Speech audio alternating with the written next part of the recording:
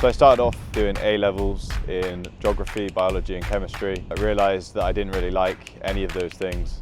So I went and did a HNC in construction for 1 year and then joined the second year of a degree as a quantity surveyor, and then found a grad scheme and then got my job as a graduate quantity surveyor.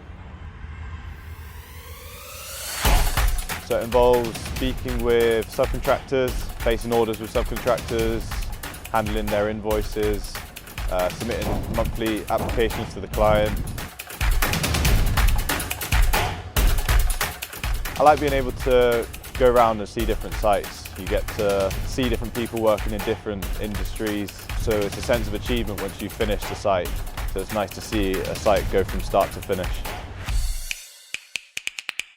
I'd like to now become chartered with the RICS. It's a separate qualification that you get after you've worked for a couple of years or so in the industry.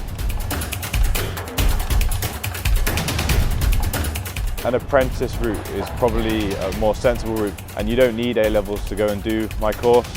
You can go and do an apprenticeship and you'll come with the exact same outcome as me. It's just knowing what you want and then going for it straight away.